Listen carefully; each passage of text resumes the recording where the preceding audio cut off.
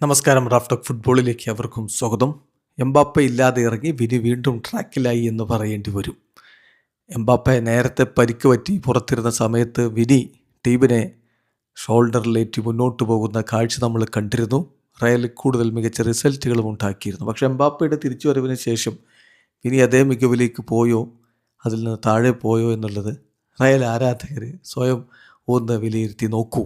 ഇപ്പോൾ വീണ്ടും എംബാപ്പെ പരിക്കേറ്റ് പുറത്താകുമ്പോൾ വിനിയുടെ പ്രൈസ് കിടിലൻ ഗോളുണ്ടായിരുന്നു.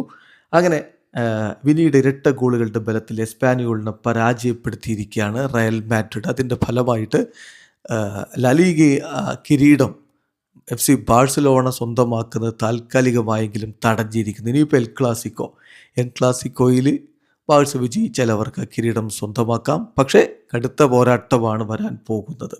ഏതായാലും എസ്പാനിയോളിനെതിരെയുള്ള മത്സരത്തിൽ റയൽ മാഡ്രിഡിൻ്റെ മുന്നേറ്റങ്ങൾ നയിച്ചുകൊണ്ട് വിനി ജൂനിയറും ബ്രൈൻ ഡയസും ബെല്ലിംഗാമും ഒക്കെ ഒരുമിച്ച് അണിനിരന്നു.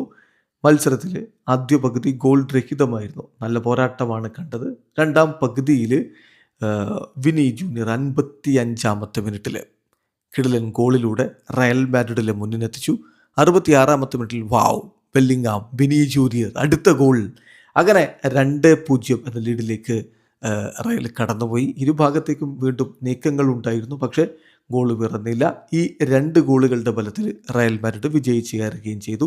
34 കളികളിൽ നിന്ന് 58 പോയിൻ്റുള്ള ബാഴ്സ കിരീടത്തിന് തൊട്ടരികിലാണ്.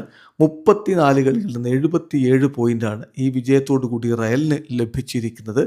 അവർ ഇപ്പോഴും ടൈറ്റിൽ കണ്ടസ്റ്റ് ലൈവാക്കി നിർത്തിയിട്ടുണ്ട് എന്ന് വേണമെങ്കിൽ പറയാം. അതിനൊരു എൻഡ് മെയ് 10 രാത്രി ഇന്ത്യൻ സമയം പറയുമ്പോൾ മെയ് 11 പുലർച്ചെ 12:30 ബാഴ്സലോണ വേഴ്സസ് റയൽ മാഡ്രിഡ് പോരാട്ടം, എൽ ക്ലാസിക്കോ പോരാട്ടം ക്യാമ്പ് നൗവിൽ. അവിടെ ബാഴ്സ റയലിനെ തോൽപ്പിച്ചാൽ കിരീടം ബാഴ്സയ്ക്ക് സ്വന്തമാക്കാൻ പറ്റും. റയലിനെ വിജയിക്കാൻ വിടാതിരുന്നാൽ മതി, ബാഴ്സയ്ക്ക് ആ കിരീടം സ്വന്തമാവും. എന്ത് സംഭവിക്കും കാത്തിരുന്ന് കാണാം. വീഡിയോ അവസാനിക്കുന്ന ഫുട്ബോൾ ലോകത്ത് കൂടുതൽ വിശേഷങ്ങളുമായി റാഫ് ടോക്സ് വീണ്ടും എത്താം.